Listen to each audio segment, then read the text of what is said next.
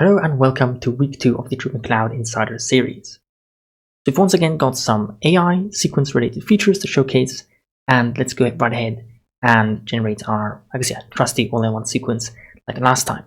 This time, it's a new feature to showcase, which is the AI autocompiler for sequences.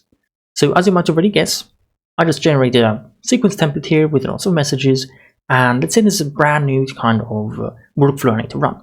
And yeah, as you can see, there's quite a lot of messages and emails and various operations I need to send out. And it's going to take me quite a while to start, compiling each message with all the follow-ups and reminders, and essentially then repeating them through various different channels, like for email channels or LinkedIn channels, and so on. So essentially, to help save time, there's a compile sequence with AI feature. And to avoid having this compiler take a bit too long, let's further prune this sequence structure and remove any of these conditions that we don't want, so that I'm only sending the outreach channels that, are the most interesting. So LinkedIn direct messages, emails, and then a connection request path. So with that sequence structure in mind, let's go ahead and press compile sequence with AI. We're probably going to tweak this interface a bit. So this is, quite brand new. But essentially, from here I can define what is it I want my sequence to do. So for example, who are the sequence assignees?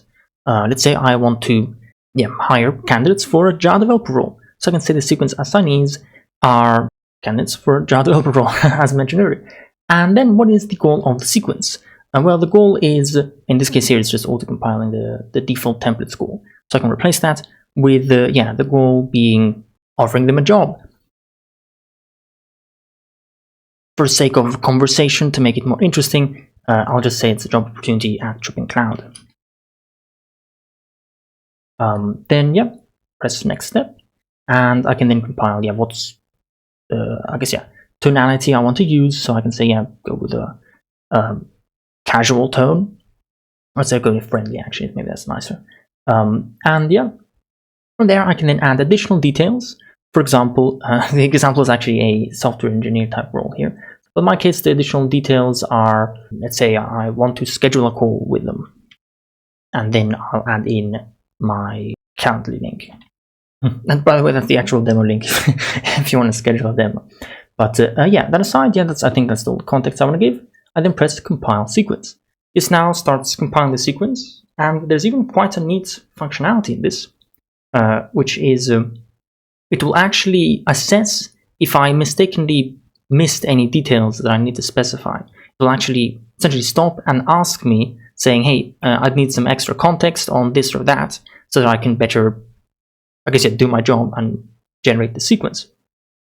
So as this loads, and that's also why I wanted to kind of clear out some of those operations, so that it doesn't take too long to generate. But you've got nice feedback here saying, analyzing your request, hang tight, then kind of shows you what input you gave it and reference, and it's clearly structuring the sequence. And keep in mind, this is not just compiling the sequence, but it's reading and understanding the structure of the sequence. So it's going to understand that this message is a follow-up, this message is a, let's say, plan B in case it didn't connect. It's going to make those assessments, it's able to understand the sequence structure, and that's what, allows it to make a nice sequence template for you, and it generates each of these actions for me. And it's got this little live feed showing me how it progresses. There you go. So it fully finished, and here it gives me a quick, overview saying, here's what it did. I can press view full sequence, and that's it. I've got the sequence now compiled. Each of those message operations no longer have that undefined label, and it even renamed the title saying friendly Java developer opportunity inquiry. But that aside, let's actually see what it wrote. So if we open the first channel, this is for first connections, what it writes is, hi first name, hope you're doing well. I want to reach out because we have an exciting Java developer opportunity at Jobin Cloud that I think you'd be perfect for. Would you be interested in scheduling a call? You can pick a time that works for you here. I added my Calendly link. And then looking forward to hearing from you. Nice, it doesn't need to be anything special. Didn't add any, I did add special details, which is the Calendly link, so it added that.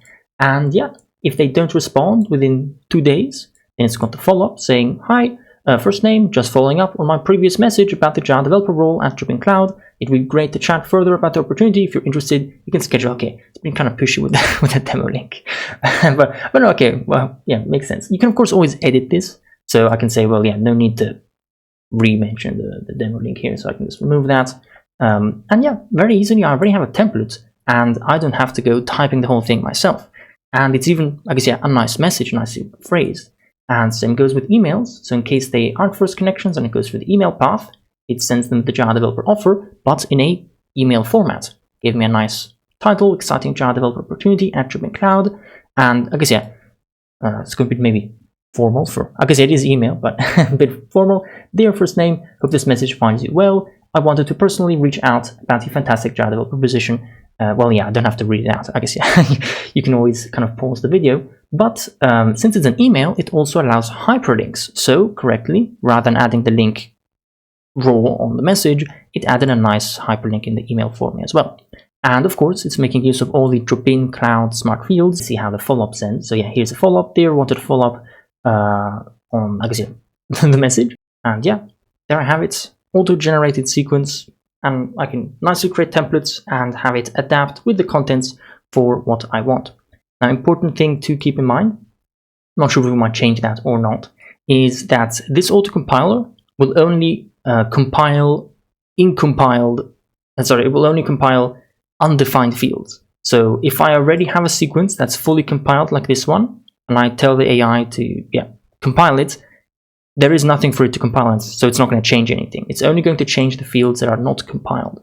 So if you want to have a template that you reutilize, that you always want to kind of change and compile the messages for, then make sure to, I guess, not compile the fields on the template, because otherwise the AI is going to keep those unchanged, because it doesn't want to replace the message you already wrote. So if you already wrote something, the AI is not going to replace that.